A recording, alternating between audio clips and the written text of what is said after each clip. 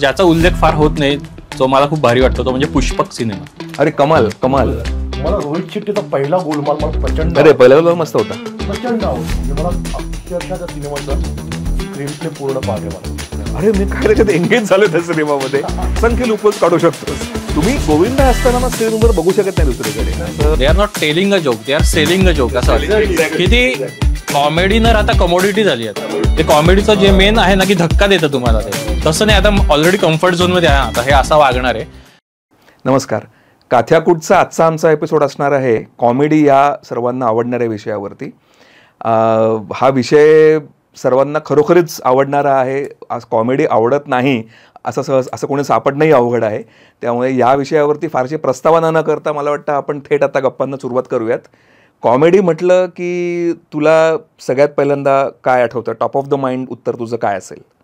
असे तर आता खूप सिनेमे आहेत, आणि पण मला असा सिनेमा म्हणलं टॉप ऑफ द माइंड म्हणलं, टॉप ऑफ द माइंड की मला पहिले तर सगळे सचिन पिळगावकरांच्या ज्या फिल्म्स होत्या, कॉन फिल्म्स होत्या त्या मराठीतल्या, तर त्या सगळ्या मला आठवतात. आणि मग त्यानंतर गोविंदाचे सिनेमे, जॉनी लिव्हरचे सिनेमे. मग मला असे खूप काही स्पेसिफिक तू म्हणलास तर मी आता हे तर आपण सगळे बोलतोच नेहमी, अंदाज अपना अपना, बनवा बनवी आणि ह्या सगळ्या जाने भी तो यारो वगैरे या सगळ्या फिल्म्स तर आहेत. पण मला असे काही काही स्पेसिफिक फिल्म्स आहेत की ज्या मी कधी बघू शकतो कॅटेगरीतल्या ज्या असतात त्या. तर एक तर दिवाना मस्ताना मला प्रचंड आवडणारा. दिवाना मस्ताना म्हणजे अनिल कपूर आणि गोविंदाचा पप्पू पेजर.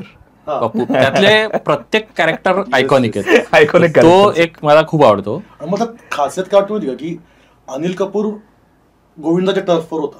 डेव्हिड धवन आणि गोविंदांची जोडी होती, बरोबर. तो खेळपट्टीवर यांच्या होता अनिल कपूर.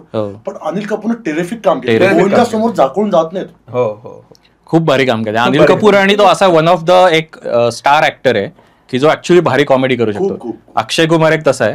अक्षय कुमारने केलेले पण आहेत, पण अनिल कपूरने माझ्या मते कॉमेडी फार केले नाही. हा, तो पण जेव्हा तो काय काय सीन करतो कॉमेडी तेव्हा ते पण ते भारी करतो. नंतर एक असून बादशाह सिनेमा, शाहरुख खान. हो, तो पण एक असा खूप मला असं खूप वाटतं शाहरुख खाननी खूप कॉमेडी फिल्म्स कराव्यात. तर तो एक मला त्यातला जॉनी लिव्हर वगैरे जे काही आहेत आणि त्यात सगळं तो उचललेला सिनेमा आहे, सगळं इकडून तिकडून. अब्बास मस्तानचा सिनेमा आहे, पण तो याच्यावर इन्स्पायर्ड आहे. बादशाह हॉलिवूड वरनं बऱ्याचशा फिल्म्सचं ते मिक्स आहे. तर ते एक तो एक आहे माझ्या आवडीचा सिनेमा आहे की जो मी कधी बघू शकतो. बाकी आपले हे तर नेहमीचे आहेत, अंदाज अपना अपना आणि हे सगळे. अजून एक ज्याचा उल्लेख फार होत नाही, जो मला खूप भारी वाटतो, तो म्हणजे पुष्पक सिनेमा. अरे कमाल कमल हसनचा. तो खूपच म्हणजे त्याच्यात काय काय गोष्टी इतक्या, आणि त्याच्या सटायर आहे ते बेसिकली. ते नुसतं कॉमेडी नाहीये, त्याच्यातले कमेंट्स म्हणजे त्याचे काय त्यात सोशल कमेंट्री वगैरे म्हणू शकतो आपण. तर ते इतकं भारी केलंय ना छोट्या छोट्या प्रसंगांमधनं. बरोबर. तर तो एक खूप आवडणार आहे. रिमेक पण येतोय त्याचा. रिमेक करतात, पण मग सायलेंटच आहे का?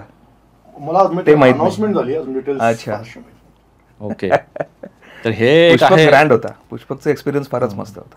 सॉरी. हा, तर हे एक असे काही सिनेमे जे एकदम टॉप ऑफ द माइंड आठवतात.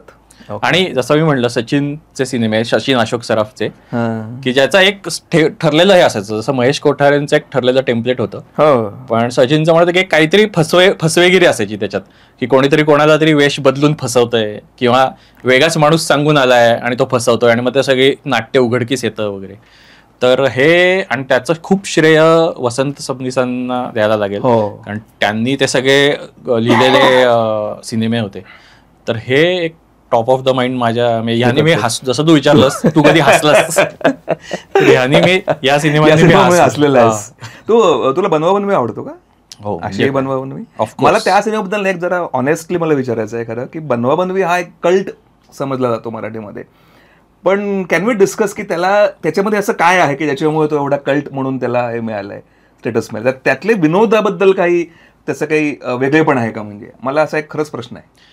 एकतर ते मला असं वाटतं तो केमिस्ट्री खूप भारी होती त्यात. सगळे जे कलाकार होते त्यांचं म्हणजे तो सगळा खूप टायमिंग वरतीच बेस्ट सिनेमा आहे, की त्या प्रत्येक पंचेसचं टायमिंग इतकं परफेक्ट वाटतं की ते असा तो जसा जमलेला सिनेमा म्हणतात ना तसा तो जमलेला सिनेमा. आणि दुसरा त्याचा खूप स्मूथ स्क्रीन प्ले वाटतो मला. म्हणजे त्याचा जो काही फ्लो आहे ना तो इतका स्मूथ आहे आजही असं बघताना कुठेच आपल्याला जर्क बसत नाही अरे हे कसं झालं हे कसं झालं.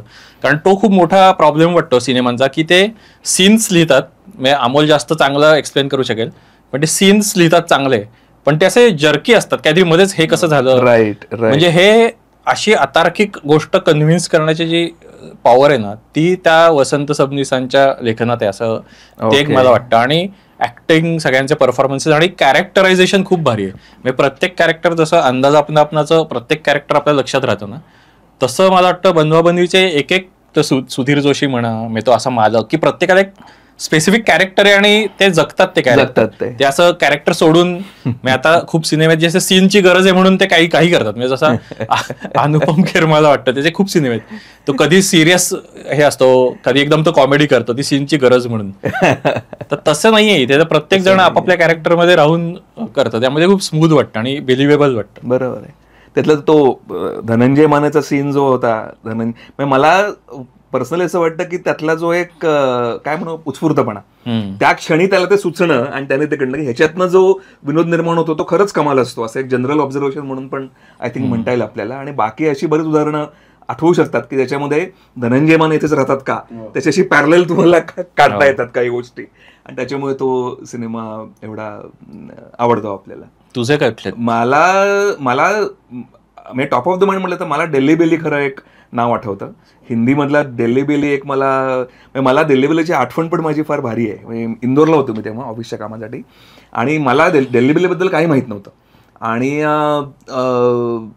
सिनेमा एक वेळ होता शनिवार रविवार ते काय रविवार होतं सुट्टी होती आणि काही करायला नव्हतं आणि जवळच होतं मला वाटतं ते सेंट्रलचं त्यांचं इंदोरचं मॉल तिकडे होतं तर तिथे दिल्ली बेली होता आणि मी तो बघायला लागलो आणि मला अजूनही आठवतंय मी एकट्या बसून मी इतका हो त्या सिनेमाला आणि अक्षरशः खुर्चीवरनं खाली पडेपर्यंत. तू इंग्लिशमध्ये बघितलेला का हिंदीत बघितलेला? दिल्ली बेली इंग्लिश बघितलाय मी. ओके. हो इंग्लिशच बघ. कारण मी इंग्लिशमध्ये बघितला आणि माझा मित्र मला म्हणणार काय इंग्लिशमध्ये काय बघतो हिंदीत बघ त्यात शिव्यात खऱ्या वगैरे. हिंदीमध्ये आहेत ना हो हिंदीत पण आहेत पण त्याच्यावर हे कमाल होतं त्यातलं रायटिंग त्यांनी जे काही केलं ना आणि ते अर्थातच त्यातले बरेचसे म्हणजे सेन्सॉर्ड हे आहेत पण म्हणजे मला व्यक्तिशः ते फार आवडलेले. आता इथे त्यातला बोलता येणार नाही पण ते त्याच्यातली कल्पकता मला जाम आवडली होती त्या डायलॉग्स मधली आणि त्याच्यामुळे आणि एकूणच ती मस्त भट्टी सगळी जमलेली होती दिल्ली बेलीची. आणि मला तो मॉडर्न हे वाटतो basically it's a modern classic असं म्हणता येईल. तो असा क्रांतिकारी सिनेमा होता असं मला वाटलं की पहिल्यांदा एक ऍडल्ट लँग्वेज त्यांनी आणली आणि त्याचं प्रमोशन पण खूप भारी केलं होतं त्यांनी. म्हणजे एक प्रमोशन एक टीजर होता ज्याच्यात हा इम्रान खान येतो आणि मागणं आमिर खान येतो वाटतं आणि तो म्हणतो की चाचू ने आज तक जो इज्जत कमाई सब मिटाने वाले. त्यांनी ना दिल्ली बेलीचं प्रमोशन करताना ना रिव्हर्स सायकोलॉजीचा वापर केला होता. कसा त्या सिनेमाला ए सर्टिफिकेट मिळालं होतं ओनली फॉर ऍडल्ट्स. राईट. म्हणजे सिनेमाला फॅमिली ऑडियन्स नाही. राईट. सिनेमा चालण्याची शक्यता कमी झाली कारण फॅमिली ऑडियन्स नाही तर म्हणजे फक्त 18 वर्षाच्या वरचेच लोक तो सिनेमा बघू शकतात. बरोबर. तर यांनी ते कसं वापरलं असेल आमिर खाननं स्वतःच्या फेवरमध्ये.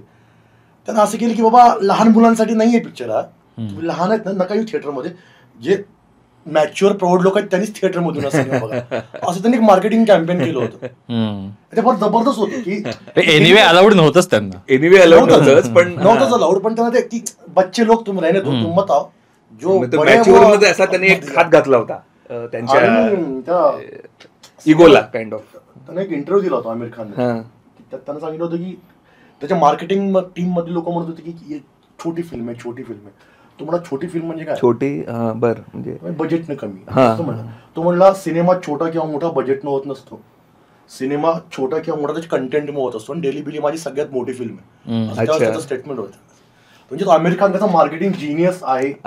पण बाय द वे त्याच्यावर एक थोडीशी रुखरुख अशी आहेच पण ती स्टोरी ओरिजिनल नाहीये पण ती लॉक स्टॉक अँड बॅरल त्याचं नाव चुकतंय माझं त्याच्यावरून तो इन्स्पायर्ड सिनेमा आहे. आता किती तंतोतंत आहे मला माहित नाही आता सुद्धा पण तो मला दिल्ली बेली एक माझा त्याचा हा मार्केटिंगचं मला अजून एक आठवलं की तो आपके अदालत मध्ये आला होता तो इम्रान खान तेव्हा आणि तेव्हा असं तो विचारतो की हे तुम्ही शिव्या वगैरे दिल्या त्या सिनेमात आणि मग त्याचा वाईट परिणाम होतो मुलांवरती, तर तुम्हाला असं वाटत नाही का? तर तो म्हणला की असे खूप सिनेमे आहेत ज्याच्यात स्त्रियांवर अत्याचार करताना दाखवलेत. तर तो म्हणला तुम्हाला काय हवंय, तुमच्या मुलांनी अत्याचार करावेत का शिव्या द्याव्यात, यातलं तुम्ही काय निवडाल? अरे बापरे. पण त्याचं त्यावेळेला मला आठवतंय पण बऱ्यापैकी चर्चा झाली होती गाण्याची विशेषतः त्या आणि एकूणच त्या कंटेंट बद्दल. आणि ना मला दुसरं त्यातलं एक काय वाटलं की टॉयलेट ह्युमर हा जो प्रकार आहे ना, हा वास्तविक ना डिस्गस्टिंग खरं प्रकार आहे ऍक्च्युली. आणि तो व्यक्तिशः मलाही असं कधीच वाटलं नव्हतं की तो आपण टॉलरेट करू शकू. पण त्याच्यात त्याने टॉयलेट ह्युमर जसा प्लेस केलाय ना, तो तुला असं कुठेच त्याचं हे होत नाही. म्हणजे तुला असं ते ओशाळपणं किंवा आपल्यालाच नको वाटतं ना जे बघायला, तसं होत नाही समोर. ते त्याचं एक मोठं यश आहे, कारण तो ह्युमर त्याने मस्त त्याच्यात बसवलाय त्या सिनेमामध्ये. So delivery is one. मगाशी बाकी जे तू उल्लेख केलेस जुने, म्हणजे आपले दिवाना मस्ताना आणि हे तर खरोखरच आहेत. पण म्हणजे त्या एकूण तो जो काही टप्पा होता त्याच्याबद्दल अमोल मला वाटतं थोडंसं वेगळं बोलेल, जरा 1-10 मिनिटं तो बोलू शकतो कारण त्याच्यावरती. तर त्याच्यातल्या त्या ह्युमर बाबत मला ना त्यातला रायटिंग हा खूप विशेष भाग वाटतो. म्हणजे ते जे काही पल्लेदार डायलॉग असायचे, त्याला आता तुम्ही काय म्हणणार, त्याला पल्प म्हणता येईल कदाचित, पल्पचा एक प्रकार असल्यासारखं ते आहे खरं ते लिखाण. पण त्याच्यात एक वेगळी मजा आहे आणि तो तसा युनिक भाग होता असंही मला सारखं वाटतं. त्याच्यातल्या अर्थातच कादर खान, आय थिंक बऱ्याचशा सिनेमात कादर खाननेच रायटिंग केलेलं आहे ना. आय थिंक अनीस बझमी होता. अनीस बझमी हे करायचा, मोठा रायटर होता. त्याने तो रायटिंग त्यांनी केलेलं सिनेमात अनीस बझमीच लिहायचा. अच्छा. आणि अजूनही बरेच कॉमेडी मूवीज त्यांनी लिहिलेले आहेत. ओके पण नाही. ओके. दिवाना मस्ताना अनीस बझमीने लिहिला. Anees Bazmee was star writer. हो का? अरे हे न्यूज आहे मला. अच्छा. अनीस बझमी. आणि अजून एक होता त्याचं नाव, तो आता मध्ये कपिल शर्माच्या शो वरती आला होता, त्याचं नाव नाही आठवत मला, तो एक होता. पण हे जे पल्लेदार वाक्य वगैरे तू म्हणतेस हे कादर खानचा वैशिष्ट्य होतं आणि तो युनिक त्याचा एक प्रकार होता, त्याच्यामुळे ते फार मस्त वाटायचं मला. गोविंदा फॅन बॉय आहे. म्हणजे मी छोट्या शहरातून आलोय आणि गोविंदा आणि डेव्हिड म्हणजे सिनेमे म्हणजे माझ्यासाठी एक फार मोठं स्ट्रेस बस्टर होता ऍक्च्युली. म्हणजे त्या सिनेमाला इतकी रिपीट व्हॅल्यू आहे. मी ते सिनेमे इतक्या बघितलेत. कॉमेडी सिनेमाचं यश कशात असतं की त्याला रिपीट व्हॅल्यू किती आहे. तू अंदाज आपला किती वेळा बघू शकतो. शिळा नाही झाला पाहिजे. किंवा आता प्रियदर्शन आणि अक्षय कुमारचे सिनेमे येतात त्यांना इतकी प्रचंड रिपीट व्हॅल्यू आहे. म्हणजे तुम्हाला मे बी थिएटरमध्ये ते सिनेमे कितपत आवडलेत मला माहित नाही. तुम्ही गरम मसाला लागला की तुम्ही थांबतात स्क्रीनवर आणि कंटिन्यू बघता तुम्ही तो सिनेमा. तरी रिपीट व्हॅल्यू असणारे सिनेमे माझ्यासाठी खूप महत्वाचे आहेत, जे पुन्हा पुन्हा बघतो मी. मला कधीच नाही बोलत. मला रोहित शेट्टीचा पहिला गोलमाल मला प्रचंड आवडतो. म्हणजे मला अक्षरशः त्या सिनेमाचा स्क्रीन प्ले पूर्ण पाठ आहे. मला ते आंधळ्याची स्टोरी आहे ना, परेश रावलच्या घरामध्ये. ते ऍक्च्युली अगेन गुजराती नाटकावर तो मस्त होता सिनेमा, फार मस्त सिनेमा होता. आणि ते इतकं मस्त जुळून आलं होतं. आणि अजय देवगणनं बॅकसीट घेतली. बाकीचे शर्मन जोशी, तुषार तुषार कपूरचं तर पहिल्यांदा त्याच्यात तो हे आहे ना मोका, आणि तो ते मस्त केलं ऍक्च्युअली. पुढच्या सगळ्या सिनेमात त्याने भारी कार्य केलं. राईट. हा. तर गोलमाल मला नो एंट्री खूप आवडतो. अनीस बझमीचा प्रचंड. म्हणजे तो इतका गोंधळ आहे सगळा तो. त्याने इतका तो मस्त ऑर्गनाइज केलाय गोंधळ त्याने स्क्रीनवर. तो खरं तर तो ऍक्च्युली अगेन रिमेक आहे साऊथ इंडियन सिनेमाचा कुठला तरी. अच्छा. त्याला ना आपली मराठी फार्स नाटक व्हायची जुनी, फार्सिकल नाटक, त्याचा बाज बबन प्रभू वगैरे त्याचा तो थोडा बाज आहे नो एंट्रीचा. म्हणजे गोंधळात गोंधळ पायात पाय अडकत जातात आणि गोंधळ होत जातो असा तो. मला नो एंट्री पण प्रचंड आवडतो.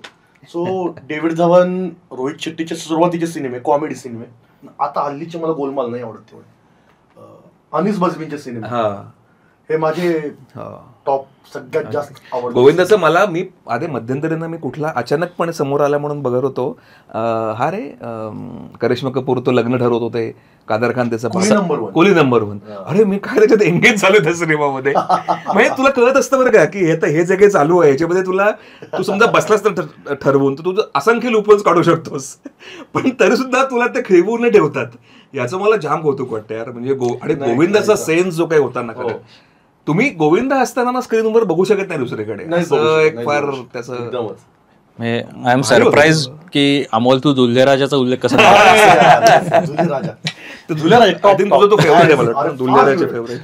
फार फेवरेट. म्हणजे युनिव्हर्सिटी आहे ना ते दुले राजा मधलं ते फारच म्हणजे अफाट आहे. म्हणजे त्याच्या मागे एकदा मजेत लिहिलं होतं की स्टोरी घडते मुंबईत, तुम्हाला एक पण मराठी माणूस नाही दिसणार त्या सिनेमात. त्या सिनेमात एक पण मराठी माणूस नाहीये. आणि याचा तो ढाबा पाडायला जातात गोविंदाचा, तर तो फोन करतो लालू प्रसाद यादवला, जो बिहारचा पॉलिटिशियन आहे.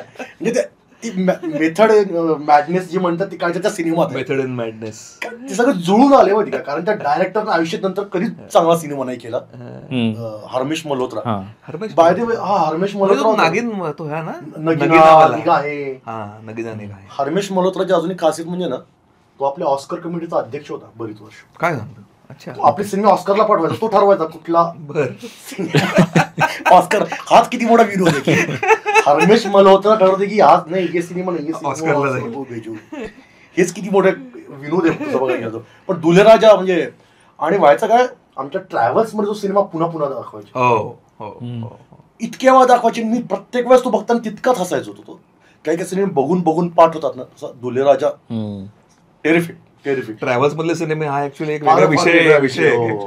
तू मगाशी हेराफेरी म्हणलास, बाय द वे मला खूप आत्ता कळलं की हेराफेरी पण रिमेक आहे प्रियदर्शनच्याच जुन्या सिनेमाचा. अच्छा, पण डायलॉग सेम टू सेम इकडचे ट्रान्सलेट केले डायलॉग पण. पण माझा एक असा क्लेम आहे, अनपॉप्युलर ओपिनियन आहे, जे खूप लोकांना, माझ्या मित्रांना वगैरे आवडत नाही, की फिर हेराफेरी इज मच बेटर दॅन हेराफेरी, असं माझं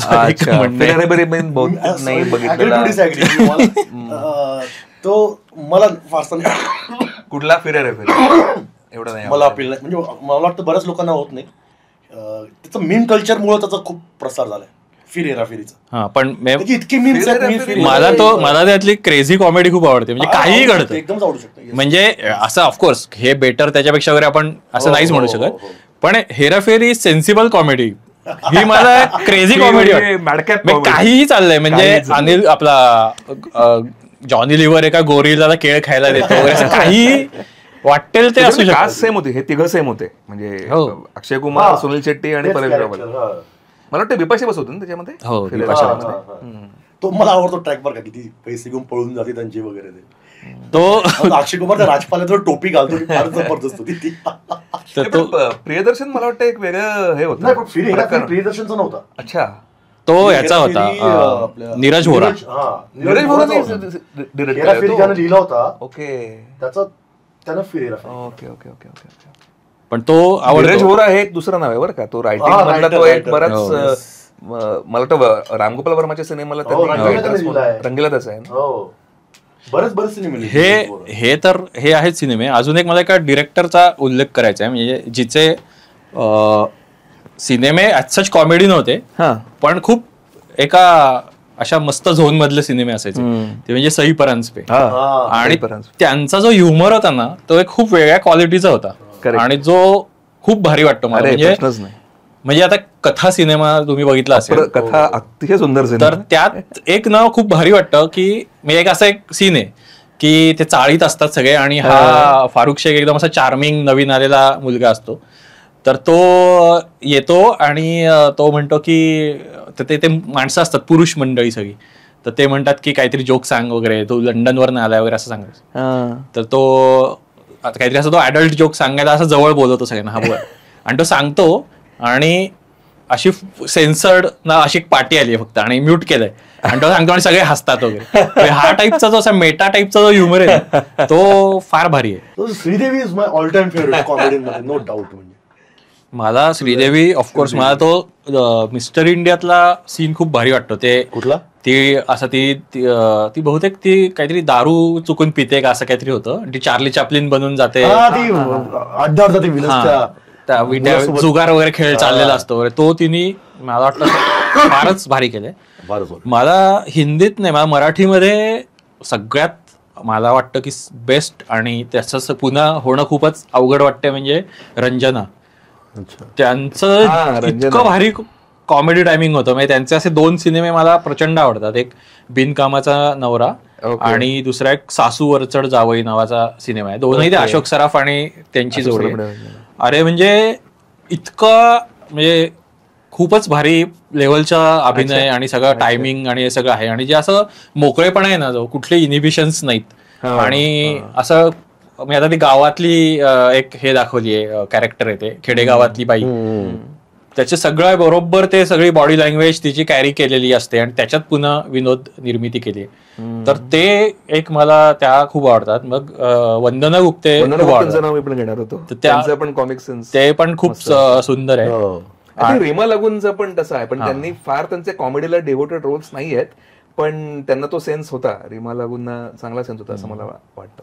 मला आणि आता मला खूप होपफुल वाटतं हास्य जत्रामधल्या ज्या कुठल्या ऍक्ट्रेस आहेत ना त्या सगळ्या भारी येतात. म्हणजे मी खूप दिवसांनी असं बघितलं आणि कसं माहित नाही यांनी कसं जमवलंय, एका ठिकाणी या सगळ्या ऍक्टर त्यांनी आणल्यात.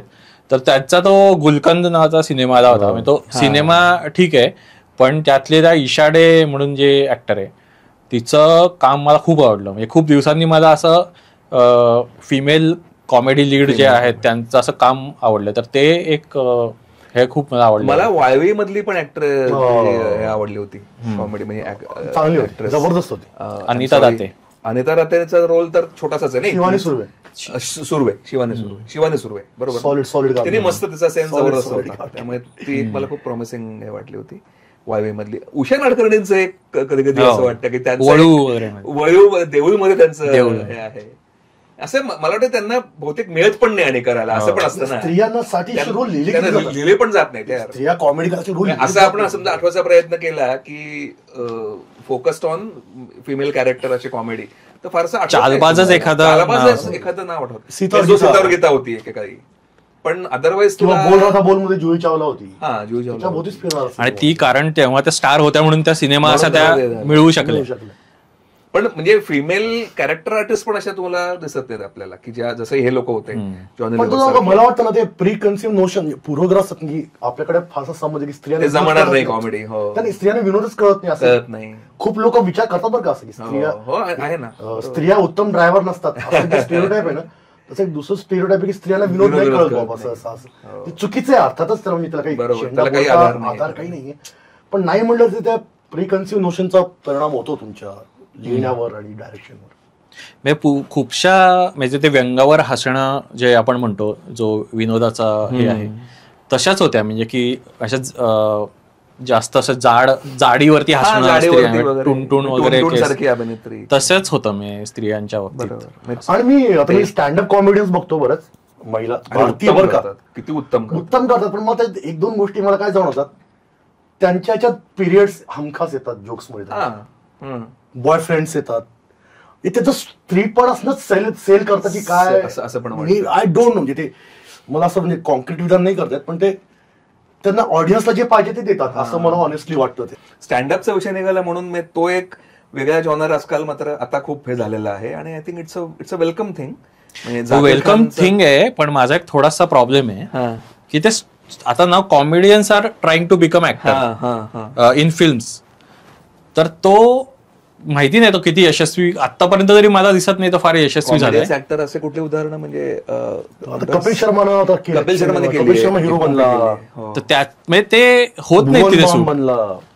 म्हणजे आता सगळ्यात तुला आठवते काय माहित नाही, बॉम्बे टू गोवा जुना नाही बरं का, नवीन एक बॉम्बे टू गोवाचा, त्यात सगळे कॉमेडी होते. त्यात राजू श्रीवास्तव होता, अजून कोणते सगळे त्या ग्रेट इंडियन कॉमेडी शो मधले सगळे होते. तो फ्लॉप झाला सिनेमा आणि मी तो बघितला आणि इतका बोर झाला मला. खूप 2-3 ठिकाणी फक्त हसू आलं थोडस. म्हणजे रायटर ही खूप महत्वाची गोष्ट आहे. परफॉर्मर्स फक्त तुम्ही कॉमेडी परफॉर्मर आहात म्हणून तुम्ही चांगली कॉमेडी करू शकाल हा गैरसमज आहे. तर मला तो एक वाटतं की हे स्टँडअप कॉमेडियन म्हणून तुम्ही सक्सेसफुल झालात की त्यांची नेक्स्ट स्टेप ही फिल्म असते. आता बरेच आणि आता फिल्मवाले पण घेतात कारण त्यांना ते इन्फ्लुएन्सर्स हवे असतात कमर्शियल यूज साठी. तर तो एक मला थोडा प्रॉब्लेम वाटतो. मला स्वतःला मला Kapil Sharma as a actor म्हणून आवडतो. चांगला होता सिनेमा झुगाटो, तो त्यांना चांगला केला असेल असं मला. तो कारण चांगला ऍक्टर आहे असं मला. हा मलाही वाटतं. आणि मला अजून काय वाटतं की तुम्ही परफॉर्मर शेवटी कॉमेडियन स्टँडअप कॉमेडियन परफॉर्मर आहेत. मग ऑब्व्हियसली पुढची स्टेप म्हणजे काय तर वेगवेगळे रोल करणं हेच असू शकतं. म्हणजे ते आयुष्यभर स्टँडअप कॉमेडी नाही करू शकणार बरोबर. तर त्यांनी पुढची स्टेप काय मग सिनेमा, वेब सिरीज. मला फार ऑब्व्हियस येतो जर्नी तसं आहे तसं त्यांना मिळायला पाहिजे. जसं कपिल शर्माला कदाचित एक रोल मिळाला तसा रोल मिळायला पाहिजे. ते बॉम्बे टू गोवा सारखं झालं तर मग काय त्याच्यात हे नाहीये. हा म्हणजे ते असं अरे पुन्हा तेच होतं की कॉमेडियन घेतलाय तर आपण ह्याला कसं जास्तीत जास्त युटिलाइज करायचं. आणि मग त्याआधी मग एकतर असं की त्याच्याच जॉनरचं लिहिलं जातं की तो त्याची जशी कॉमेडी खपते तीच पुन्हा लिहा. मग लोकांना ते बोर होतं तेच पुन्हा इकडे कशाला. मी आता त्या गुलकंद सिनेमा आला तेव्हा लोकांचं मोस्ट ऑफ द लोकांचं हेच आक्षेप होता की आम्ही हास्यचित्र रोज बघतो आणि तेच तुम्ही त्याच टाईपची कॉमेडी इथे येऊन करताय तर आम्ही कशाला बघू. तर हा एक तो पण मुद्दा आहे की आपण खूप ठिकाणहून आता कॉमेडी कन्झ्युम करतो की मीम्स आहेत, नंतर रील्स आहेत. तर त्यामुळे आपला पण आता सिनेमांकडे आता आपण काय एक्सपेक्ट करणार सिनेमा ते कळत नाही. कॉमेडीचं हे खूप वाढलाय, पूर आलाय म्हणजे अगदी. म्हणजे रील्स पण 90% कॉमेडी रील्स असतात म्हणजे चालतात बरं का, ते कॉमेडीच चालतात. एंटरटेनमेंटचा म्हणजे सिनेमा ऍज अ होल म्हणजे तो एंटरटेनिंग असला पाहिजे. बरोबर आहे. म्हणजे डर्टी पिक्चर मधलं कोट करायचं झालं तर की 3 गोष्टींमुळे सिनेमा चालतो, एंटरटेनमेंट. पण तरी सुद्धा एंटरटेनमेंटचा अर्थ फक्त कॉमेडी असं बहुतेक जास्त होतं की असं मला वाटतं. आपल्या लोकांना एस्केपिझम पण हवाच आहे बेसिकली की बाहेर इतकं डार्क वातावरण आहे सगळं, इतकी नकारात्मकता आहे. तर कॉमेडीमधून थोड्या वेळापुरता का एक ब्रेक मिळतो माणसाला त्याच्यातून, तर ते दुसरं कारण. त्याच्यामध्ये रील्स करणारे जे आहेत स्टार्स म्हणजे नवीन जे उदयाला येत आहेत ते सगळे हटकून कॉमेडीचा त्यांचा प्रयत्न असतो. फरहान अख्तर, झोया अख्तर यांनी जो एक टाईपचा कॉमेडी केली ना, म्हणजे ते कॉमेडी नसते पण त्यांचं एक हे असतं. म्हणजे आता तो दिल चाहता हैचा जो सीन आहे की ज्याच्यात दिल चाहता है मध्ये बाय द वे मला असं वाटलं की असे इंटरनल जोक्स वाले जे असतात ना की मित्रांचे इंटरनल जोक्स, ते त्याचं खूप चांगलं लिखाण होतं की जे एकमेकांमध्ये त्याच्यातनं त्यांचे रिलेशनशिप व्यवस्थित कळतं, केमिस्ट्री कळते असे. किंवा मला तो सीन खूप वेगळा वाटतो की जेव्हा तो गोव्याहून येतो सैफ अली खान आणि मग ते हे सगळे सांगत असतात की असं आणि तो असं विचित्र बसलेलं असतं बरं का. आपल्याला जाणवतं पण आपल्याला माहित नसतं की हे असं असेल बाबा काहीतरी. आपण त्यावर फार लक्ष देत नाही. मग तो सगळं सांगतो आणि मग शेवटी तो त्याच्यावर येतो की तुला काय वाटतं मी रोज असा बसतो का, कारण मी ट्रकवर त्या टायरवर बसूनच. तर हे जे आहे ना की तुला ऑलरेडी दाखवलंय त्यांनी, अर्धा भाग तुला ऑलरेडी दाखवलाय आणि शेवटचा कनेक्ट नंतर केलाय एका सीन मध्ये. तर हे काहीतरी ना खूप भारी होतं त्या सिनेमांमध्ये. की इव्हन जिंदगी ना मिलेगी दोबारा मध्ये पण कॉमेडी खूप भारी असे मित्रांचे जोक. आणि त्या सिनेमा एक्झॅक्टली मी मगाशी जे म्हणतो ना सटल कॉमेडी किंवा अगदी खूप ओव्हर द टॉप नाही पण एक अत्यंत सुंदर इंटेलिजंट हे ते त्यातनं फार सुंदर. त्याच्यात मला असं एक डायरेक्टर कोण तू म्हणतोस ना की आपलं अंधाधुनचा डायरेक्टर कोण आहे? अरे श्रीराम राघवन. त्याची अंधाधुन काय सुंदर केलंय त्याने, काय कॉमेडी मस्त केली. म्हणजे त्याने फुल फ्लेज कॉमेडी करायला पाहिजे असं माझं प्रामाणिक करतो. पण त्यानं अंधाधुन मध्ये करून ठेवलं त्याने. अंधाधुन मध्ये अप्रतिम ते हसूच्या तर माणसाला बरेच लोक अशी पण तसं हसण्यासारखं नाही. खून होतोय, तो लपछपी चालू आहे, ह्या त्याला अडकवतोय, तो ह्याला टॉम अँड जेरीचा खेळ चालू आहे. ते फार सुंदर फुल फ्लेज कॉमेडी करायला पाहिजे. त्याचा नेक्स्ट हाफ एकदम सिरियस याच्याकडे जातो आणि पहिला हाफ हा वेगळ्या टोन मधला. म्हणजे मला वाटतं की ते गाणं वाजत असतं, ते डेड बॉडी लपवत असतं, पियानोवर गाणं वाजत असतं, ते जाने भी दो यारो टाईपचं. एक्झॅक्टली जाने भी दो यारो टाईप. श्रीराम राघवन एक फुल फ्लेज कॉमेडी करून बघायला पाहिजे. आणि हे मला असं पुन्हा वाटतं राजकुमार संतोषींनी का नाही नंतर अटेम्प्ट. मला अशी खूप इच्छा आहे की तो फ्लॉप गेला ना अंदाज आपला त्याने केला असतं. पण आता त्याला माहिती आहे म्हणजे ओव्हर द इयर्स त्याला कळलं. म्हणजे चायना गेट मध्ये परेश रावलचा ट्रॅक मला इतका आवडतो. तो परेश रावल 2 ते 3 सीन पुरताच अख्ख्या सिनेमात, पण काय कमाल काम केले त्यानं. तिन्ही comedy scene, full on comedy scene. मग त्याचं कॅरेक्टर व्हिलेनियस आहे परेश रावल, तो कॉमेडी करतो. तो एक तू बघितलं का घायल घातक मध्ये मला वाटतं कॉमेडी रिलीफ नाहीये. त्यामुळे आपला आत्ता असं तू घातक घायल म्हटलं की टेन्शनच आठवतं पाहिजे, कुठेच कॉमेडी रिलीफ नाही त्याच्यामध्ये. बरोबर. पण मला असं खूप इच्छा आहे की क्राईम मास्टर गोगो वरती एक स्पिन ऑफ बनावा. कारण तू त्याची मध्ये मुलाखत जर का ऐकली असेल राजकुमार संतोषीची, ते मला वाटतं 30 वर्ष झाली का 25 वर्ष आधी अंदाज आपणाला, तेव्हा त्यांनी त्याचा फर्स्ट ड्राफ्ट एक्सप्लेन केला होता काय काय असू शकतो. आणि त्याच्यात त्याला खूप बॅक स्टोरीज आहेत प्रत्येक कॅरेक्टरला. आणि ते क्राईम मास्टर गोगोला वेगळी बॅक स्टोरी आहे की तो जो म्हणत असतो की मोगॅम्बो का भतीजा, तर त्याला एक काहीतरी त्यांनी अजून एक होतं की ह्याचा वडील क्राईम मास्टर गोगोचा म्हणजे त्याचा भाऊ त्या मोगॅम्बोचा काहीतरी बोगॅम्बोग असं काहीतरी नाव असतं आणि तो कधी खुश होत नसतो कारण त्याचं म्हणत असतं की मोगॅम्बो खुश व्हायचा म्हणून तो मेला आणि म्हणून हा असा कधीच खुश होत नसतो आणि ते काहीतरी मला वाटतं अनुपम खेर करणार होता तो अमरीश पुरीच करणार होता डबल रोल असा काहीतरी तर असं त्याच्याकडे खूप मटेरियल असणार आहे तर ते असं एक स्पिन ऑफ आला पाहिजे अशी माझी खूप इच्छा. दुसरी माझी इच्छा आहे की शाहरुख खान आणि डेव्हिड धवन हे कॉम्बिनेशन कधीतरी बघायला मिळेल किंवा किमान आता ठीक आहे शाहरुख खान नाही पण रणबीर कपूर आणि डेव्हिड धवन असं काहीतरी बघायला मिळेल असं मला. डेव्हिड धवन आता तो राहिला नाही चार पहिल्यासारखा आता. हा तो रिमेकच डेव्हिड धवन आता मूवीज करतो तो आपल्याच रिमेक करतो जुडवा तेच रिमेक पण तो आता राहिला नाहीये पहिल्यासारखं. तेव्हा त्यांनी केलं असतं तर मे बी मजा आली असती. किंवा मला दुसरे मुक्ता बर्वेला एक अशा आउट अँड आउट कॉमेडी याच्यात बघायची खूप इच्छा आहे. पछाडलेल्या मध्ये काय तिने सुंदर धोबी पछाड तो पण रिमेक होता परेश मोकाशीचा काम मला बाया हा तो याचा काय त्याचं नाव खूप वाईट बोर झाला पण तो मी एक अशी जसं श्रीदेवीचा आपण म्हणतो की स्वतः तिच्यावर पेललेला असं सगळं कॉमेडी तसं एक असं मला बघावं असं वाटतं. तुला असं कोणी आहे का की ज्यांनी नाही केलेले कॉमेडी सिनेमे फारसे पण की बघायला आवडेल? मला असं वाटतं आता टॉप ऑफ द माइंड म्हणून नाना पाटेकरचं मला कसं वाटतं की नाना पाटेकरांनी जेव्हा सुरुवातीला आय थिंक राजू बनगा जेंटलमन सारखा रोल असेल किंवा नंतर वेलकम सगळ्यात हिट झालेला पण आय थिंक त्यांचं नाना पाटेकर मधलं पोटेन्शियल ते थोडं वापरायला पाहिजे कुठेतरी आउट अँड आउट कॉमेडीमध्ये पूर्ण मॅडकॅप कॉमेडी किंवा अशा याच्यामध्ये त्याचा तो चांगला करेल. ह्याचा सिनेमा कुठला अभिषेक बच्चनचा तो सीनच एवढा भारी आहे स्वतःचीच आरती करत असतो त्यातला तो सीन तर सोड. दुसरा मला त्यातला आवडलेला पंच असा आहे प्रियंका चोप्राला इंटरव्ह्यूला बोलवतो. प्रियंका चोप्रा अशी समोर बसली तो तिला असं हात लावतो चक्क याला आणि मग ती उठून निघून जाते तर तो तिला म्हणतो आपको गुस्सा आ गया क्या करे कॅरेक्टर यायचा आहे. तिचे पाठ वेळा तर काय बोलतो माहिती का हिला काय वाटलं 50 टायपिंग करायला ठेवणार का. अरे नानाने तो शेवटचा सीन तू बघितलास ना गच्चीवरचा तो काय त्याने अमेझिंग केलेला आहे. टॅक्सी नंबर नव्हतो मस्त टॅक्सी नंबर मध्ये मस्त केलेला आहे पण तो अरे आपल्याला हसू येतं पण तो कॉमेडी करत नसतो ऍक्च्युअली ती मजा आहे. ती मजा तो खाली येतो मुलगा विकेट किपिंग करत असतो तो म्हणतो सचिन बनने का कैफ नाही बनने का. तेव्हा ती एक त्याची स्ट्रीक खरं वापरायला पाहिजे. सॉलिड आहे. मराठी ऍक्टर लोकांना एक कॉमिक सेन्स असतोच असं मला वाटतं ऑनेस्टली. मे बी थिएटरचा एक्सपिरियन्स कारण तसे कॉमेडी म्हणजे प्रशांत दामलेसारखे ऍक्टर वगैरे त्यांच्यात तो प्रभावकर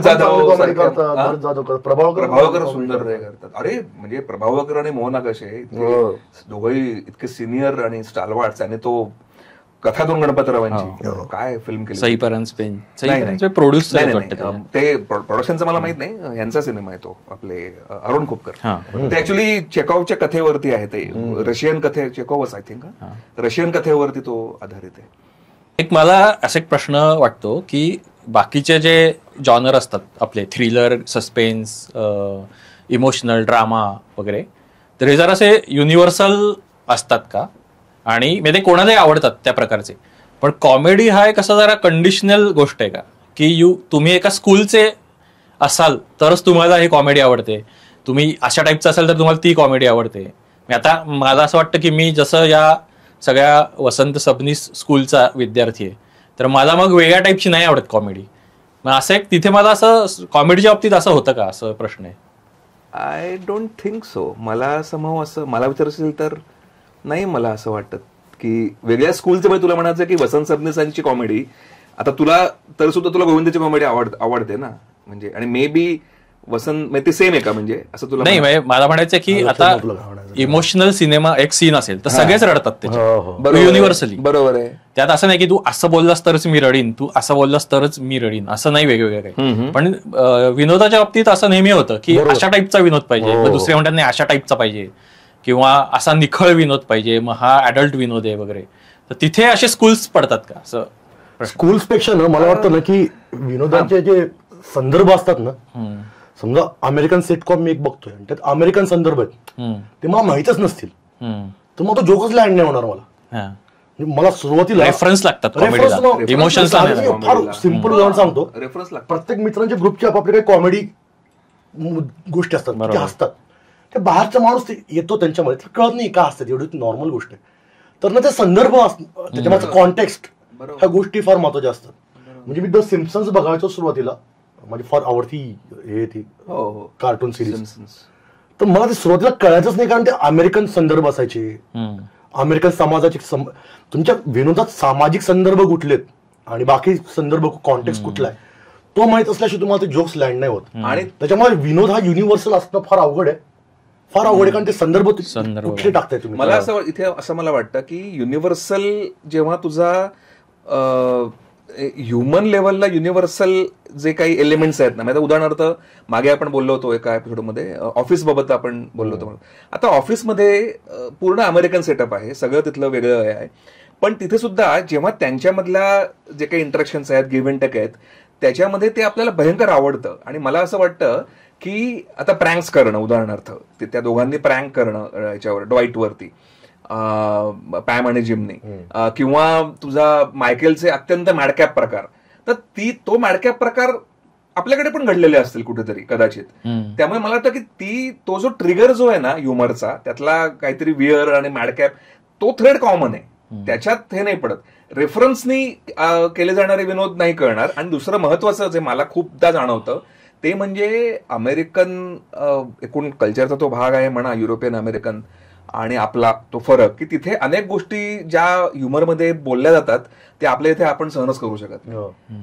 त्यामुळे तो एक त्या फरकामुळे आपल्याला ते नाही आवडणार. पण अदरवाईज त्या अर्थी मला युनिव्हर्सॅलिटी वाटते की माणसाचा स्वभाव आणि त्यातनं होणाऱ्या गमती जमती, विसंगतीतनं होणाऱ्या गमती जमती, या लेवलला सगळं कॉमन आहे. पण त्यात एक अजूनही सांगू का, थोडा मतभेदाचा मुद्दा म्हणजे माझा, की तुला ते रेफरन्स बऱ्यापैकी माहिती आहेत ऑफिस मधले, इव्हन तुला अमेरिकन सोशल लाईफ मध्ये रेफरन्स तुला बऱ्यापैकी माहिती आहेत. अग्रीड. हो, राजकारण बऱ्यापैकी माहिती आहे, त्याच्यामुळे मे बी तुला तो प्रॉब्लेम होत नसेल. पण समजा तू एखादा एकदम लँग्वेजचा पण एक, आता लँग्वेजला आता त्याचा असतात अर्थात, त्याच्यामुळे एखादा तू एकदमच डेव्हिड धवनच्या सिनेमा होणाऱ्या माणसाला कळणारच नाही काय चालू. आणि दुसरा एक फरक, ती ऑफिसची कॉमेडी सटल कॉमेडी ती म्हणजे आता मायकल जे करतो ते मॅडकॅप प्रकारमध्ये मोडतं, पण ओव्हरऑल ऑफिसचा आणि तुला ते धरून ठेवायला ती सटलिटी तुला कायम नाही धरून ठेवू शकत. जर का हा म्हणतो तसं डेव्हिड धवनच्या सिनेमाचं कोणी चाहता असेल तर. तो रेफरन्सचा प्रॉब्लेम साइनफिल्डला येतो खूप येतो, की साइनफिल्डच्या याच्यात खूप रेफरन्सेस असतात त्या पॉप कल्चर मधले किंवा न्यूयॉर्क मधले काहीतरी, ते कळत नाही. खूप असतं कल्चरल रेफरन्स खूप. पण अरे साइनफिल्डचं पण तू बघ, साइनफिल्डचं तो भाग तू बाजूला काढलास ना, तर बाकी त्यातला ह्युमर हा खूप इंटेलिजंट आहे. पण त्यामुळे मला अमेरिकन रॉमकॉमचं कौतुक का वाटतं की एवढे अडथळे असून ते भारतात लोकप्रिय झाले एवढे. भारतीयांना ते रेफरन्स माहित नाही, ते बघतात लोक. फ्रेंड्स आणि त्यातलं सगळ्यात बिग बँग थेअरीमध्ये सायन्सचे रेफरन्स कळतात तरी बिग बँग थेअरी बघतात. ते यश आहे, ते यश आहे. मला वाटतं ते कॅरेक्टर्सचं पण यश येते. ऍक्टर्स जे आहेत ना, फ्रेंड्स असू दे, बिग बँग थिअरी असो किंवा मॉडर्न फॅमिली सारखी सिरीज असो, ऑफिस त्यामध्ये झालं नाही हे पण मला वाटतं एक त्याचं उदाहरण म्हणून बघता येईल की ऑफिस तेवढी पॉप्युलर नाही झालेली जेवढी झाली आहेत. कारण परत तो की सटल ह्युमर आहे, क्रिंज ह्युमर आहे, त्याच्यामुळे तो. मला एक असं मराठी बाबत एक मला खरं विचारायचं होतं की मला वाटतं 80-90च्या दशकामध्ये जेव्हा अशोक सराफ आणि लक्ष्मीकांत बेर्डे यांचे सिनेमे खूप आपण सगळ्यांनीच खूप बघितले, मग अशी आपण बनवाबनवीबद्दल पण बोललो, तर त्या सिनेमांची जी एक लाट आल्यासारखं झालं होतं म्हणजे विनोदाची याची. मला समूह असं वाटतं की त्या लाटेमुळे कदाचित असेल, पण खूप त्याच्यामध्ये अडकायला झालं मराठी सिनेमाला. आणि तेवढा मराठी सिनेमा काही अपवाद वगळता अर्थातच तेवढा कदाचित तो म्हणजे मॅच्युअर होऊ शकला नाही का, किंवा तो तितका वैविध्यपूर्ण होऊ शकला नाही का, असं एक मला शंका येते.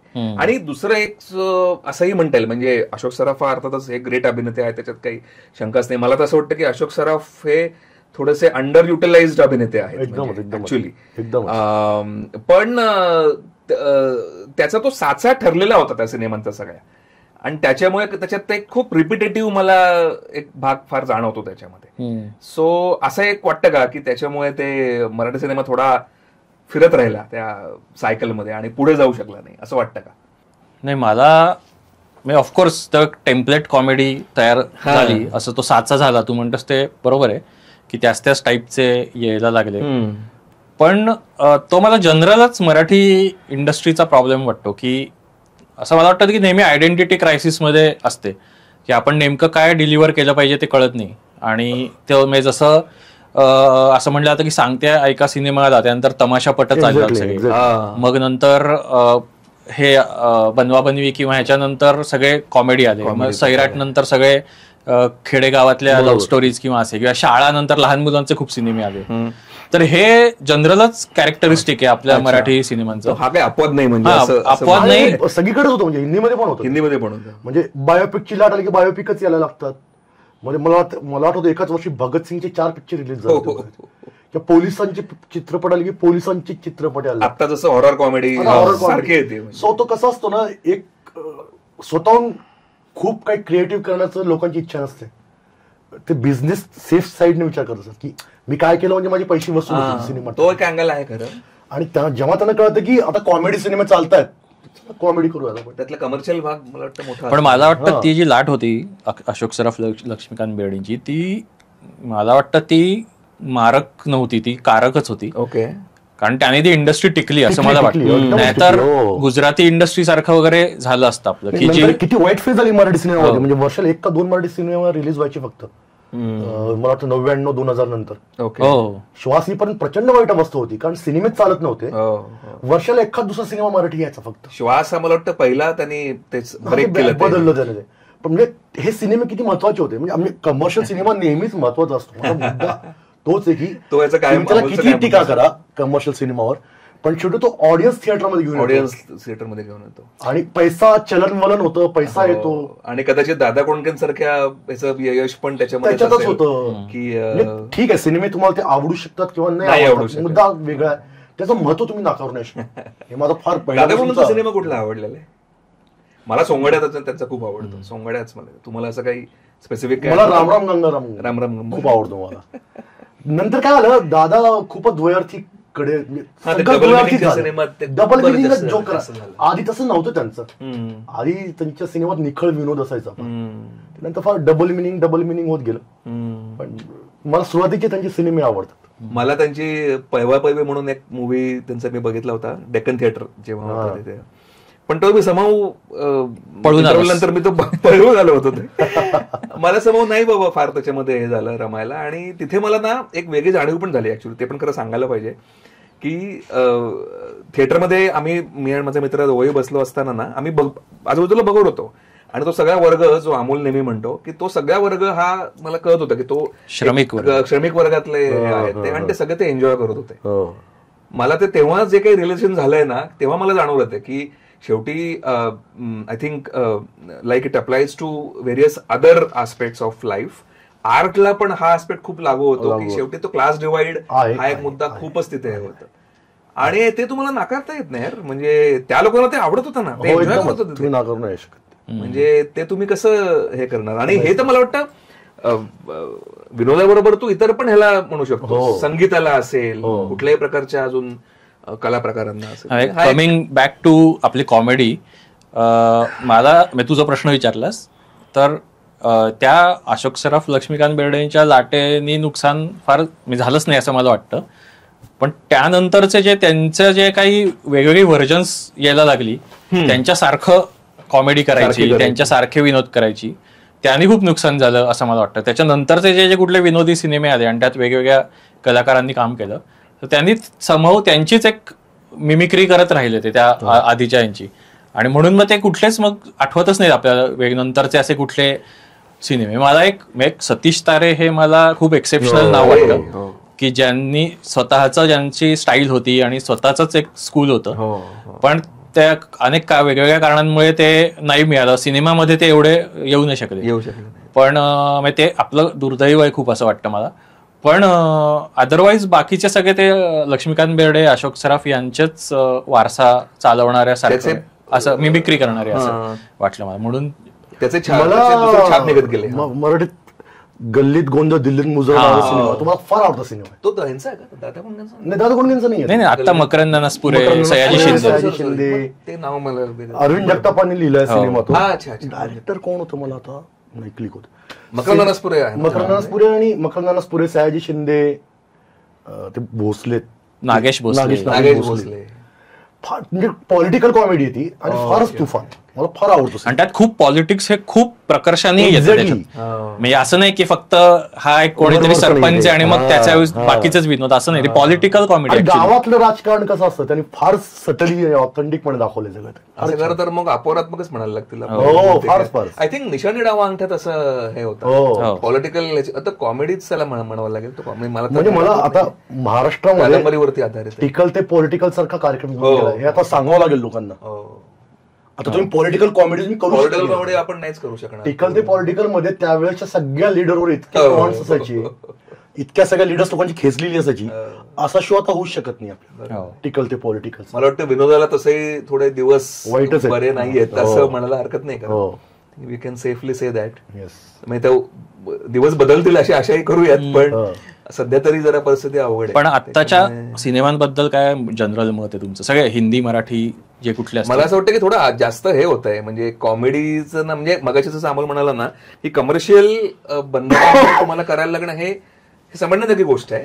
पण मला समोर असा एक फील येतो की ना कॉमेडीचं जरा जास्तच हे होतं की काय म्हणजे अतिरेक, म्हणजे प्रत्येक वेळेला ते असायलाच पाहिजे कॉमेडी काहीतरी अशा. एकेकाळी कॉमेडी रिलीफ हा प्रकार असायचा, हे अगदी बरोबर आहे. आणि म्हणजे तो आवडो न आवडो हा भाग वेगळा, बघणाऱ्याला काय वाटतं वेगळा ट्रॅक असायचा, काही वेगळा ट्रॅक असायचा त्याचा सिनेमाच्या मुख्य कथानकाशी काही फार. पण आता मला समोर असं वाटतं ना की खूप असं जरा ते ओढून तडून केल्यासारखं पण फील होतं जरा बरेचदा. म्हणजे विशेषतः हिंदी सिनेमात जी काही ही नवीन लाट आली ना आता, ती हॉरर कॉमेडी सारखी जॉनर असेल किंवा स्मॉल टाउन मूव्हीज पण खूप बनायला लागले. म्हणजे राजकुमार राव, आयुष्मान खुराना, तर त्याचे ना सुरुवातीला खरं तर छान त्याचं मस्तच वाटले सिनेमे ते. पण थोडं आता असं होतंय की कंपल्सिव्ह कॉमेडी केल्यासारखं जरा वाटतंय, त्यामुळे ते थोडं मारक होत आहे की काय असं. ह्याच्यात माझं फार इंटरेस्टिंग निरीक्षण आहे. म्हणजे आयुष्मान खुराना आणि राज ते सिनेमा आता चालत का नाहीयेत, तर टीव्हीएफनं सगळं मार्केट ऑलरेडी कॅप्चर केलं. पंचायत अरे त्यांनी सगळं ते. आणि यांच्या सिनेमाचा युएसपी तोच होता आयुष्मान खुरानाच्या आणि राजकुमार रावच्या. तो युएसपी यांनी इतका वापरलाय मधल्या काळात आणि त्यांचा जोक खरंच चांगले असतात. टीव्हीएफचे शोज खरंच चांगले असतात, टीव्हीचे शोज मस्त असतात. मला आजकालच्या सिनेमाबद्दलची सगळ्यात मोठी तक्रार काय माहिती का, त्यात व्हॉट्सअप फॉरवर्डचा वापर केलेला असतो जोक. मग ते सगळ्यात जास्त खटाक. म्हणजे जे जोक मी व्हॉट्सअपवर वाचतोय तुम्ही ते स्क्रीनवर दाखवताय. म्हणजे काय काम आणि किती म्हणजे लिखाणात किती आळशी. कारण विनोदी सिनेमा लिहिणं हे सगळ्यात मोठं अवघड काम असतं. आणि व्हॉट्सअप फॉरवर्ड आपल्याला सांगतायत. म्हणजे परवा मी तो सनी संस्कारी की तुलसी कुमारचा ट्रेलर बघितला, त्यात 2-3 व्हॉट्सअप फॉरवर्ड ट्रेलर मध्ये दिसले मला. व्हॉट्सअप फॉरवर्ड जोक ते मुद्दाम मुसळणं असं ते किती आळशीपणा. तुम्ही स्वतःचे जोक्स क्रिएट करा ना. आपण प्रॉब्लेम इथंच होतो की 90% ऑडियन्सला जोक ऑलरेडी माहिती येतो, तो लोक का असतील. तर व्हॉट्सअप फॉरवर्डचा वापर करणं मला खूप मोठं एक आळशीपणाचं लक्षण वाटतं कॉमेडी सिनेमा लिहिण्यावर. तो एक मुद्दा मला पण वाटतो की आत्ताचे कॉमेडी ही अशी लाईफ इन्स्पायर्ड नाहीये, ती अशी रेफरन्स घेतलेली कॉमेडी. जुने सिनेमे किंवा हे तू म्हणलंस तसं मीम्स, व्हॉट्सअप फॉरवर्ड, यातनं कुठनं तरी रेफरन्स घेऊन केलेली कॉमेडी आहे ती. अशी पूर्वीची जी अशी कोणाची तरी आयुष्य बघत असतो असायचो आपण, ते नव्हतं. आणि असं दुसरं पण एक होती रे त्याला व्यवस्थित एक स्टोरी, लाईफ स्टोरी होती. आणि ते किशोर कुमारच्या कॉमेडीज पासून आपण बघितलं जुन्या हिंदी पासून. तरी आता ते होतं का ते व्हॉट्सअप फॉरवर्डचे जोक ऍडजस्ट करण्यासाठी सीन लिहितात. एक्झॅक्टली ते जोक्स कशा आणता येतील असं ते पहिले ठरवतात की हा जोक आपल्याला वापरायचा आहे आणि मग सीन लिहितात. आधी तसं नव्हतं. आधीची जी अशी जी सटल होतं ना की तो घडायचा जोक तिथे, आता असा तो डेकोरेटेड वाटतो की असं लिहिला एक पंच लेखकांनी, आता ह्याला आपण याच्यासाठी तो सीन उभारलाय सगळा असं. म्हणजे ते आता they are not telling a joke, they are selling a joke. किती कॉमेडीनर आता कमोडिटी झाली आहे की ते एक कमर्शियल यूज साठी काहीतरी की ट्रेलर मध्ये तू म्हणलास की हे द्या 2 पंच मे लोक येतील, ते असं ते विक्रेते वाटतात की हे कॉमेडी विकायला. होलसम इफेक्ट अजिबातच येत नाहीये, होलसम इफेक्ट येत नाहीये. तर विनोदी लिहिणार लेखक हा मोठा फॅक्टर आहे की लेखक त्या बॅकड्रॉप वरती मला वाटतं हास्यचित्र वगैरे सारखं खूप चांगलं मोठंच त्यांनी काम केलंय असं दिसतं आपल्याला की त्यांचं लेखन खरंच खूप चांगलं आहे असं. हा पण एक नवीन सिनेमांमध्ये मला वाटतो की जसं हास्यजत्रा पण एक टेम्पलेट कॉमेडी आहे. त्या स्किट्सच्या प्रत्येक स्किट्सचे एक ठरलेले टेम्पलेट्स आहेत आणि प्रेक्षक म्हणून सगळ्यांना एक्सपेक्टेड असतं आता हा येणार मग तो हे बोलणार मग हे करणार, पण तरीही त्यात ते काहीतरी पंचेस काढतात भारी आणि हसू येतं सगळ्यांना. पण हे सेम आता जे फ्रँचायझीज ज्या आल्यात गोलमाल तू म्हणलास मगाशी, किंवा मस्ती, किंवा माझा धमाल मला खूप आवडते. तर ह्या नंतर आलेत का 3, आता चौथा येणार आहे. तर त्याच्यात ते एक मला वाटतं की हे ठरलेलं, आता लोक ऑलरेडी एक्सपेक्ट करतात कॅरेक्टर्सकडे. आता तो हे गेलाय की आता नवीन काय करणार एक सिनेमात. तुम्हाला ऑलरेडी माहिती आहे की हा तुषार कपूर आता बोलणार नाही, मग अजून कोण हा असं वागणार, किंवा जावेद जाफरी त्या ते नेहमीच. तर हे एक मला असं वाटतं कम्फर्ट झोन तयार करून ठेवला लोकांचा. त्यांना आता कपडे पण सेम आहेत. आता कॉमेडीला असं आता काही कल्पना करायची गरज नाही, किंवा तो कॉमेडीचं जे मेन आहे ना की धक्का देतं तुम्हाला, तसं नाही. आता ऑलरेडी कम्फर्ट झोन मध्ये आहे, आता हे असा वागणार आहे. तर तो एक आज हल्लीच्या ह्याच्यात मला असं वाटतो की ते कम्फर्ट झोन तयार करून ठेवलं आणि मग ते कॉमेडी करतात. नवीन ट्राय करायला कोणी धसत नाहीये. आणि दुसरं एक मला असं वाटतं की सटल कॉमेडी हे जरी म्हणजे मास अपील त्याच्यात नसतं, हे मला मान्य आहे, नसू शकतं, पण तरी त्याचे प्रयोग तरी निदान व्हायला पाहिजे असं मला वाटतं. म्हणजे ना मला नेहमी असं आठवतं की आता पु ल देशपांडेंचं नाव इतकं खूपच म्हणजे आपल्या सगळ्यांवरच त्यांचा प्रभाव आहे, खूप माझ्यावर तर खूपच प्रभाव आहे पुलंचा. पण त्यांच्याकडे कॉमेडी ग्रेटच होती, म्हणजे पुलंची किंवा जयवंत होती. पण तुम्ही समजा भालचंद्र नेमाड्यांचे कोसला वाचलेत, तर त्या कोसलामध्ये तुला असे काही तुकडे दिसतात की इतके ब्रिलियंट त्याच्यात कॉमिक हे आहे. तर मला असं वाटतं की ते मी फार मिस करतो की तसं तुला ना दिसलं पाहिजे. आणि ते अरे ती फारच धारदार कॉमेडी असते. म्हणजे तुझा या कादंबरीची पूर्ण कथानक एका वेगळ्याच सणी चाललेलं आहे, पण ते मध्ये मध्ये जे काही तुला ते कॉमिक चिमटा बसतो ना, अमेझिंग. तर तसं हे होते, म्हणजे असं ठरवूनच, जसा मगाशी ते सेल करायचंय त्याच्यामध्ये ठरवून, म्हणजे ते कॉमेडी घडतीये काहीतरी असं फील येत नाहीये तुला, असं होत आहे. बरोबर. आणि तो आधीच्या सिरीज मगाशी तू बोलता म्हणला की आपण बोललो की तो वेगळा ट्रॅक असायचा आधीच्या ह्याच्यात, रिलीफ कॉमिक रिलीफ. आता असं आहे की त्याची ती ड्रॅमेडी टाईपचे ज्याला म्हणतात की अशी सेंट्रल, असं नसतं की हे कॉमेडीच करणार आहेत ही लोक किंवा असं. ती एक तेच कॅरेक्टर मेन जे लीड ऍक्टर असतात तेच थोडं काहीतरी कॉमिक सीन्स मधून जातात किंवा असं सेंट्रल हे असतं.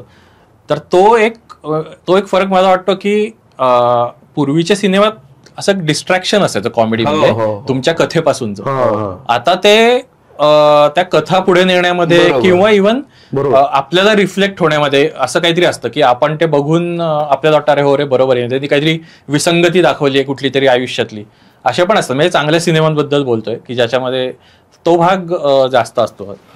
आणि मग असं झालंय का की कॉमेडी ऍक्टर ऍक्च्युअली असायचे वेगळे, तसे बहुतेक आता I think I think Rajpal Yadav सारखा ऍक्टर मला वाटतं असं एक म्हणता येईल की शेवटचा कधी डेब्यू झालाय बघ तू, नंतर एक चांगला कॉमेडी ऍक्टर आलेला. हा म्हणजे आता विजयराज आहे, थोडा विजयराज करतो, तो सुंदर वेळ करतो, पण विजयराज पण तेच, पण तो विलनियस फक्त कॉमेडी नाही, तो विलन पण चांगले वेगळे रोल पण करतो ऑफकोर्स. म्हणजे जॉन लिव्हर कसं तो आला की तुम्हाला कळायचं की कॉमेडी हा बाकी काहीच नाही, हा दुसरं काही नाही. झालं काय माहिती का, जेव्हा 90s मध्ये रोमॅन्टिक सिनेमाचा ट्रेंड सुरू झाला आपल्याकडे ऍक्च्युअली, तिथून आपली कॉमेडी कमी कमी व्हायला लागली सिनेमातली. आणि सिनेमात विलन्स असायचे ना आपल्या, सदाशिव अमरापूरकर, शक्ती कपूर, गुलशन ग्रोवर, कादर खान, हे सगळे एकाचे हार्ड कोर विलन होते. जेव्हा ऍक्शन मुव्हीज बनायच्या, बच्चनच्या मुव्हीज बनायच्या, बाकीच्या मुव्हीज बनायच्या, तर रोमॅन्टिक सिनेमे सुरू झाल्यावर यांनी काय करायचं ना, कारण रोमॅन्टिक सिनेमात खलनायक असा नसतो सहसा, तो सिच्युएशन असते काहीतरी आणि त्यातून कॉन्फ्लिक्ट तयार होतो. तर हे सगळे खलनायक कॉमेडीकडे वळले होते 90च्या दशकात. म्हणजे परेश रावल हेराफेरीच्या आधी टेरिफिक विलन करायचा, खूप टेरिफिक विलन करायचा. शक्ती कपूरनं राजा बाबू मधून ही इनिंग सुरू करण्यापूर्वी तो खूप टेरर विलन केलेत त्याने, किंवा गुलशन ग्रोवर असेल किंवा अनुपम खेर असेल, हे जे आपल्याला जे आजचे गाजलेले विलन जे आहेत ना, ते सगळे एकाचे खलनायक होते गाजलेले, मग ते कॉमेडियन बनले. हा प्रवास होता. आता तो प्रवास नाही होता दिसत. आता त्यावेळेस पण जॉनी लिव्हर सारखे फुल टाइम कॉमेडियन होते, जॉनी लिव्हर, राजपाल यादव सारखे. आता ती प्रोसेस नाही होते. आता कॅरेक्टर जे मेन तू म्हणतोस तसं की तेच सगळं करतात. जसं बच्चन करायचा त्याच्या एका दशकात, तोच कॉमेडी करायचा, तोच रडवायचा लोकांना, तोच डान्स करायचा, तोच ऍक्शन करायचा. आता ते जबाबदारी ऍक्टर येऊन पडली, मेन स्ट्रीम ऍक्टर, त्यांनाच विनोद दुर्दैवाने सगळ्यांना जमत नाही. मोठा प्रॉब्लेम आहे. कॉमेडी फार अवघड असते करायला, प्रत्येकाला. जॉनी लिव्हर आणि याचं मला एक आता पटकन असं आठवलं की जॉनी लिव्हरनी त्याला ऍक्च्युली वेगळ्या भूमिकेत खरं असं बघायला पाहिजे की तू वेगळा करू शकतो का. राजपाल देवनी जसं केलेलं आहे. राजपाल देवनी मेरी पत्नीवर असंच नाव आहे ना, सुंदर सिनेमा. काय त्याने अप्रतिम काम केलंय. म्हणजे तो कुठेही त्याचा तो कॉमेडी हे आडवा येत नाही. कॉमेडी पर्सोना जंगलमध्ये किती टेरिफिक जंगलमध्ये कसला खतरनाक विलन तो त्याचा सुद्धा जातो नव्हता ना. तो पहिले आय थिंक शूल मध्ये दिसला होता सगळं. तो होता तो. जॉनी लिव्हरचं मी असं ऐकलं कुठल्या तरी इंटरव्ह्यूज मध्ये की जॉनी लिव्हर काय तो स्टँडअप कॉमेडी पण होता ना, स्टँडअप कॉमिक पण होता तो. तर त्यांनी कुठले तरी कॉमेडी केला होता सेट आणि तो काहीतरी धार्मिक भावना दुखावणारा वगैरे असा झाला आणि त्याला बऱ्याच आखाती देशांनी आणि आपल्याकडे पण काही जे टेरिटरीज असतात सिनेमाच्या त्याच्यात तो बँड होता. म्हणजे त्याचं कोणी बघायचं नाही. म्हणून मग त्याचा असा पॅरलल ट्रॅक असायचा नेहमी की जो बाकी ठिकाणी ते रिलीज करायचे आणि मग तिकडे रिलीज करताना त्याचं कट करून करायचं की सो दॅट त्या स्टोरीवर काय परिणाम होणार नाही. कॉमेडीला म्हणजे कॉमेडी लोकांना आवडते, लोक अप्रिशिएट करतात, कॉमेडी चालते खूप, पण कॉमेडीला प्रतिष्ठा मिळत नाही असं वाटतं का? हो नक्कीच. म्हणजे कुठल्याही पुरस्कार जेव्हा असतात, मी आता सपोज कुठल्याही इव्हेंट असते किंवा काही, तेव्हा वेगवेगळ्या नाटक कुठल्याही प्रकारचे कथा स्पर्धा, नाटक स्पर्धा, एकांकिका स्पर्धा, तिथे नेहमी असं तो हे दुजाभाव दिसतो की पुरस्कार देताना पहिला त्यांना कधी मिळत नाही. तसं सिनेमांचं पण मला वाटतं की मी बघत होतो की नॅशनल अवॉर्ड आपलं जे असतं त्याचं बेस्ट फीचर फिल्मचं जे मेन अवॉर्ड असतं ते आजपर्यंत कुठल्याच कॉमेडी फिल्मला मिळालेलं नाहीये. त्याच्यात एक दुसरी कॅटेगरी आहे पॉप्युलर सिनेमा, त्याच्यात मिळालेत काय काय मुन्नाभाई MBBS आणि काय काय, पण बेस्ट फीचर फिल्मला म्हणजे कॉमेडी सिनेमाला बेस्ट फीचर फिल्म असं कुठेच मिळालेलं नाही. ते मला वाटतं की एक लोकांना म्हणजे आपण पुरेसे गंभीर नाही होत अशी एक भीती वाटते का, जर का आपण म्हणलं की मला कॉमेडी फिल्म आवडते तर. असं होतं म्हणजे साहित्याच्या बाबतीत तसं होतं. पुलंनी वगैरे पण असं म्हटलेलं आहे बरंच. त्यांच्यात ती खंत दिसते त्यांच्या काही लेखनामधनं की म्हणजे तुम्ही काय ठीक आहे विनोद ठीक आहे, पण म्हणजे काय ते साहित्य नव्हे वगैरे असं. आणि ते पुलं त्यांच्या शैलीमध्ये फार ते मस्त लिहितात. तसंच बहुतेक इथे पण ऑस्करमध्ये पण आय थिंक हे नसते. ऑस्करला कॅटेगरी नसते. लाईफ इज ब्युटिफुल होती पण ती अगेन डार्क कॉमेडी होती फार. हा ती काही कॉमेडी नाही म्हणता येणार. लाईफ इज ब्युटिफुल तो मुलाला सांगतो तो युद्धाचा सगळं बॅकड्रॉप आहे तो.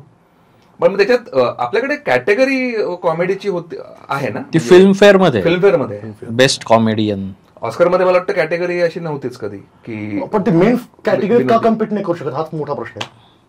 मेन कॅटेगरी मध्ये नॉमिनेशन का नाही येत. हा पण मग तसं म्हणजे मग वेगळीकडे ठेवायला नको असं म्हटलं पाहिजे. मग वेगळी ट्रीट किंवा मग ऍक्टरला ठेवता येईल. मग मला काय वाटतं की जर कॉमेडीसाठी वेगळं तुम्ही ऍक्शन साठी वेगळं ठेवा, हॉरर साठी वेगळं ठेवा. तुम्ही कॉमेडीला ग्राउंड दिले बघा, तू बाबा तिथे खेळतो, आम्ही इथं सिरियस लोक आम्ही जर आमचं काही करतोय असं काहीतरी आहे. एमीज मध्ये अशा वेगवेगळ्या कॅटेगरी असतात. Best drama series, best comedy series, त्याच्यामध्ये कॅटेगरीज आहेत. पण तसं आपल्याकडे येत नाहीये. ते बहुतेक मला काय वाटतं की आपल्याकडे ना विनोद ही दुय्यम स्वरूपाची अभिव्यक्ती असं खूप लोक एक मोठा वर्ग आहे असं वाटणार. आणि तो विशेषतः एलाइट वर्ग आहे तो की स्पेशली क्रिटिक्स किंवा मासेशी फारसं त्यांची आवड निवड जुळत नाही अशी लोक त्यांना कॉमेडी दुय्यम वाटते असं माझं मी असं जनरलाइज नाही करणार. पण त्याला कॉमेडी दुय्यम स्वरूपाची उथळ अभिव्यक्ती वाटते की म्हणजे आपल्याकडे म्हणतात टवाळा आवडे विनोद असं रामदास स्वामींचं वचन खूपदा तोंडार मारत टवाळा आवडे विनोद. खरं ते त्याला तसं नाहीये. ते फार मोडून तोडून आणि त्यांनी एकदा लिहिलं ह्याचा तर त्याचा पुढचा मागचा कॉन्टेक्स्ट वेगळा बघून काय करतात. आपल्याकडे कॉमेडी म्हणलं की जणू त्यांनी फक्त एवढं एकच वाक्य लिहिलंय. म्हणजे तुम्ही कुठली क्रिटिक्सची टॉप आवडत्या फिल्मची यादी बघा, तुम्हाला कॉमेडी फिल्म नाही दिसणार तुम्हाला. तर मला तर कॉन्ट्रास्ट काय जाणवतो की विशेषतः मराठीमध्ये सिनेमे सगळ्यात जास्त कुठे चालतात, कॉमेडी सिनेमे चालतात.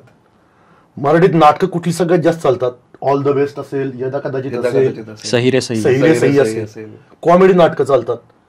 मराठी साहित्यात महाराष्ट्राचं लाडकं व्यक्तिमत्व कोण आहे? पु ल देशपांडे. दुर्दैवानं त्यांचं विनोदी लिखाणच लोकांना माहितीये, त्यांचं सिरियस लिखाण फारच लोकांना माहितच नाही. पण ते त्यांची ओळख विनोदी लेखक वपू काळे किंवा अजून सिरियल तुम्ही टीव्हीवर काय चालतात, हास्य जत्रा चालते सगळ्यात जास्त.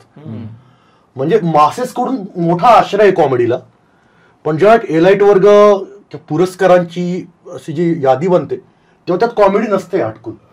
तर मे बी मला वाटतं की आम्ही मासेसपेक्षा काहीतरी वेगळे आहोत. आमची अभिरुची जर वरच्या दर्जाची दाखवण्याचा तो प्रकार असावा की कॉमेडीला अनुलेखानं मारणं हा ते कदाचित श्रेष्ठ म्हणतात ज्याला श्रेष्ठ त्याच्यामध्ये येत नाही. कॉमेडी काय असते फालतू असते.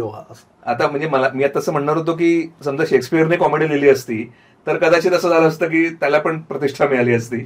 पण शेक्सपियरने लिहिलेली कॉमेडी ऑफ एरर्स वरती आपल्याकडे अंगूर सारखा सिनेमे होते त्याच्यावरती बरेच तसे रिमेक झालेले. त्यामुळे खरं तर असं नाहीये पण शेक्सपियर म्हटलं की तुम्हाला हॅमलेट मॅकबेथ वगैरे असे आवडतं. आणि आय थिंक त्याचं एक असं एक झालेलं आहे जसं आता अमोल म्हणाला की समीक्षकांच्या मार्फत किंवा साहित्य आणि कलेचे जे अभ्यासक मंडळ त्यांच्याकडून असं बहुतेक झालंय की हे जे काही साहित्य आहे अशा प्रकारचं हॅमलेट किंवा मॅकबेथ सारखं तर ते जास्त जीवनाला भेटणारं आणि जास्त खरं जास्त वास्तवदर्शी जास्त असं काय म्हणता येईल एक दर्शन घडवणारं तुम्हाला असं ते त्यांना बहुतेक कॉमेडी बाबत वाटत नाही. कॉमेडी हे कदाचित त्यांना असं वाटतं की इट्स अ मेक बिलीव्ह म्हणतो आपण तसं काहीतरी त्यांना वाटत असावं त्याच्यामुळे होतं की काय. पण या I mean this can be discussed की असं खरंच आहे असं त्यांना खरंच वाटतं का आणि तसं नसेल तर मग खरं तर कॉमेडीला इन्क्लूड करायला काहीच हरकत नाहीये. कॉमेडी हा एक वेगळा प्रकार म्हणून न समजला जाता तो हे करावा. सो एनिवे तर कॉमेडी हा एक सिरियस बिझनेस आहे असं खरं म्हणता येईल आपल्याला. आपण आता रॅपअप करूयात आणि या सिरियस बिझनेस म्हणजे कॉमेडीला खरं सिरियसली घेऊनच चांगली कॉमेडी करता येऊ शकते असंही आपण म्हणू शकतो. काथ्याकूटचा आजचा आमचा एपिसोड तुम्हाला कसा वाटला आम्हाला जरूर कळवा कॉमेंट्समध्ये. तुम्हाला अजून कुठल्या विषयांवरती चर्चा ऐकायला आवडेल आमच्या गप्पा ऐकायला आवडतील तेही जरूर कळवा. आमचे एपिसोड्स बघत राहा आणि पुन्हा भेटूयात नवीन एपिसोडसह. Thank you very much.